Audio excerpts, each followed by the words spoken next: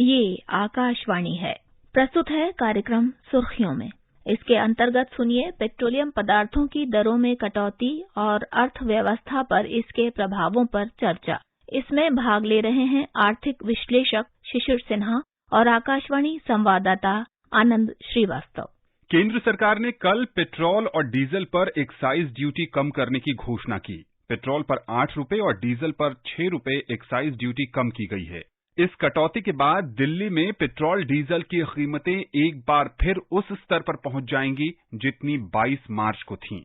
22 मार्च से ही कीमतों में इजाफा होना शुरू हुआ था। शिशिर जी, आपसे ये समझना चाहेंगे कि सबसे पहले सरकार को इसकी आवश्यकता क्यों पड़ी? सबसे पहले तो आपको ये समझना होगा कि इस समय जो महंगाई दर की स्थिति क्या है। अगर हम खुदरा महंगाई दर की बात करें तो जो 7.79% पर पहुंच गई है और ये पिछले 8 सालों का सबसे ऊंचा स्तर है। वहीं अगर हम थोक महंगाई दर की बात करें तो ये 15% के भी ऊपर पहुंच चुका है, जो कि 2011-12 के सीरीज में सबसे ऊंचे स्तर पर है। अब अगर आप कुछ दिन पहले याद करें तो रिजर्व बैंक ने रेपो रेट में बढ़ोतरी की, कैश रिजर्व रेशियो यानी कि सीआरआर में बढ़ोतरी की, तो उसके बाद ये उम्मीद थी कि फिस्कल लेवल पर यानी कि केंद्र सरकार अपने स्तर पर और राज्य सरकार अपने स्तर पर क्या करते हैं। तो केंद्र सरकार ने इसकी पहल की और इसका मकसद सबसे बड़ा यही है कि किस तरीके से महंगाई पर लगाम लगाया जाए। क्योंकि देखिए, महंगाई जो है वो एक कर है और ये कर सबको देना पड़ता है, चाहे वो अमीर हो चाहे वो गरीब हो, लेकिन इसकी मार गरीब पर ज्यादा पड़ती है। तो इसी को ध्यान में रखते हुए सरकार ने ये कदम उठाया। शिशिर जी, इससे जो महंगाई दर है इस समय अपने उच्चतम स्तर पर है, उसमें कितनी गिरावट आने की उम्मीद कर रहे हैं आप? देखिए, मई के खुदरा महंगाई दर के आंकड़े वो 12 जून को आएंगे। तो अगर आप मई के आंकड़ों में देखें तो शायद बहुत ज्यादा आपको बदलाव देखने को नहीं मिलेगा, लेकिन हाँ, जून के आंकड़े जो कि जुलाई में आएंगे उसका आपको ज्यादा प्रभाव देखने को मिलेगा। इसकी वजह साफ है। मई में जो सस्ता पेट्रोल डीजल है वो 10 दिन के लिए ही उपलब्ध है, जबकि जून में वो 30 दिन के लिए उपलब्ध होगा। तो उसका असर जो है वो आने में थोड़ा समय लगेगा और इसके बाद एक लॉन्ग टर्म इम्पैक्ट होगा, जिसको हम लोग कहते हैं कि अलग अलग सेक्टर्स पे, चाहे आप उद्योग के लिए कच्चा माल लाने की लागत देखें या उद्योग के लिए तैयार सामान बाजार तक पहुंचाने की लागत देखें, इन सब में कटौती आएगी, वो दूसरे दौर में देखने को मिलेगी। तो पहले दौर में आपको थोड़ी कमी दिखेगी, दूसरे दौर में ज्यादा कमी दिखेगी। तो अगले 2 से 3 महीने में आप इसका व्यापक असर देख सकेंगे। अंतर्राष्ट्रीय बाजार में कच्चे तेल की कीमत लगातार बढ़ रहे हैं। इसके बावजूद 6 अप्रैल के बाद से देश में पेट्रोल या डीजल के दाम नहीं बढ़े। बीते 45 दिनों से दोनों कीमतें स्थिर थीं। ऐसे में जो ये सरकार का फैसला है, इससे लॉन्ग टर्म अर्थव्यवस्था पर आप किस तरह का प्रभाव देख रहे हैं? अब देखिए, अंतर्राष्ट्रीय बाजार की परिस्थितियां हमारे अनुकूल नहीं है और हम सभी जानते हैं कि लगभग 85% हम कच्चा तेल जो है वो आयात करते हैं।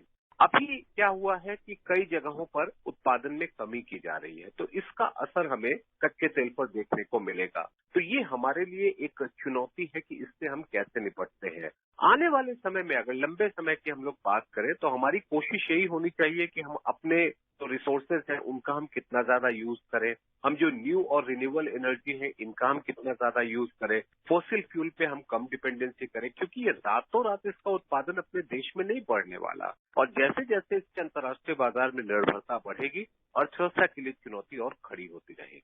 अगर बात करें कि कल जो घोषणा की गई है उसमें उज्ज्वला योजना के तहत जो एलपीजी सिलेंडर धारक हैं उनमें 200 रुपए की छूट दी जा रही है। अब वो 200 रुपए सस्ते दामों पर एलपीजी सिलेंडर खरीद सकेंगे। कैसे देखते हैं इसे? ये एक महत्वपूर्ण कदम है। ऐसे समय में हुआ है जब ये बात बार बार कही जा रही है कि जो उज्ज्वला के लाभार्थी हैं वो गैस सिलेंडर नहीं ले रहे हैं और खासतौर पे रिफिल पे नहीं ले रहे हैं। और उसकी वजह ये रही है कि जब आप एक सिलेंडर की कीमत 1000 रुपए से ज्यादा चुकाते हैं और अगर आप निम्न आय वर्ग के लोगों का देखें तो उनके लिए 1000 रुपए की रकम एक बड़ी रकम होती है। अब उसमें अगर आप 200 रुपए की सब्सिडी देते हैं यानी कि वो 800 रुपए की लागत आपको पड़ेगी, तो इसमें रिफिल करने की कमी आ रही थी या जो बात कही जा रही थी उसमें हम बढ़ोतरी देख सकते हैं। और दूसरी सबसे बड़ी बात है कि ग्रामीण महिलाओं के स्वास्थ्य पर जो प्रतिकूल असर पड़ता है लकड़ी के या जलावन के इस्तेमाल से, उससे भी जो है उनको हम कुछ राहत दे पाएंगे। शिशिर जी, जो आम देशवासी हैं और जो हमारे श्रोता भी हैं जो दूर दराज गांव कस्बों में रहते हैं, वो ये सोच रहे होंगे कि एक्साइज ड्यूटी अभी क्यों कम की गई? महंगाई तो बहुत लंबे समय से कायम है, पहले भी सरकार कम कर सकती थी। तो सरकार की क्या सीमाएं हैं, थोड़ा उस पर भी बताएं। आपने ये गौर किया होगा कि हमारा जो बजट होता है वो घाटे का बजट होता है, यानी कि आप खर्च ज्यादा होता है, आमदनी कम होती है।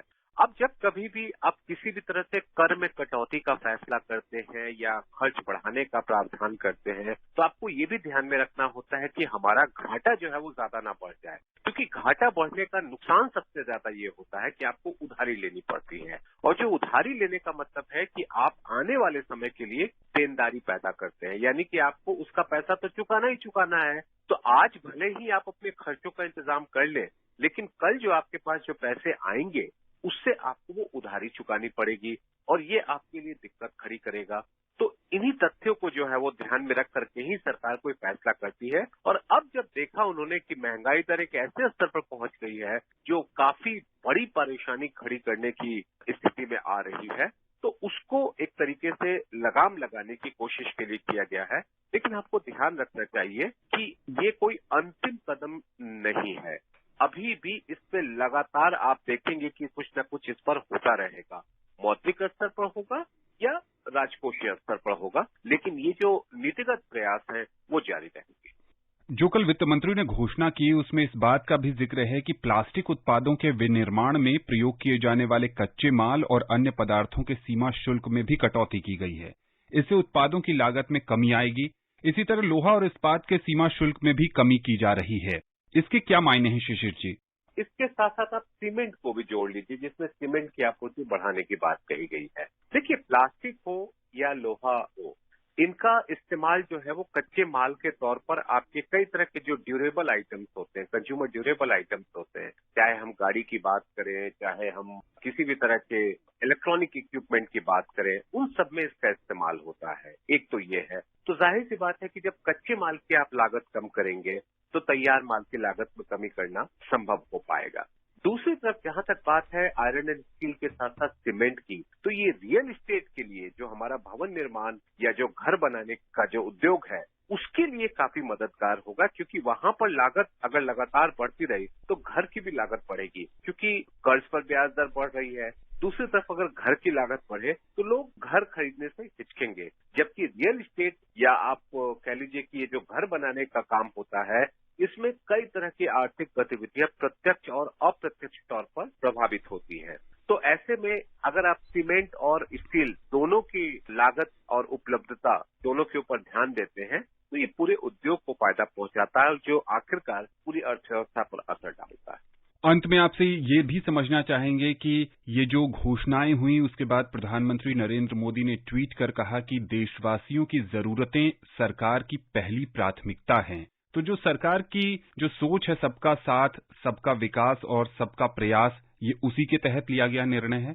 बिल्कुल। देखिए, इवन कि आप अगर वित्त मंत्री निर्मला सीतारमण जी के आज के ट्वीट को भी अगर आप देखें, और जो नवंबर की जो कटौती की गई थी और कल की जो कटौती की गई है, दोनों को मिलाकर के 2,20,000 करोड़ रुपए हर साल केंद्र सरकार को उसका जो है बोझ उठाना पड़ेगा।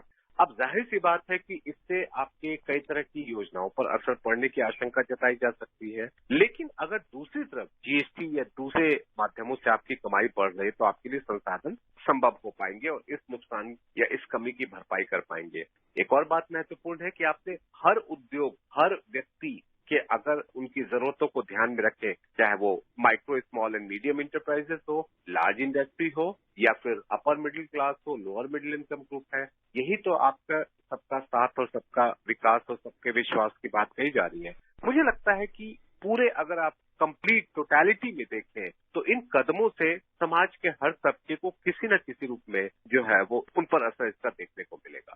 शिशिर जी, आकाशवाणी समाचार से विशेष बातचीत के लिए आपका बहुत बहुत शुक्रिया। धन्यवाद। अभी आप सुन रहे थे पेट्रोलियम पदार्थों की दरों में कटौती और अर्थव्यवस्था पर इसके प्रभावों पर चर्चा।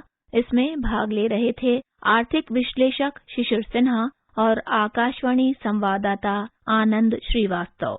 ये कार्यक्रम आकाशवाणी के समाचार सेवा प्रभाग द्वारा प्रस्तुत किया गया। इसे आप हमारे mobile app news on AIR और YouTube channel news on AIR official पर भी सुन सकते हैं।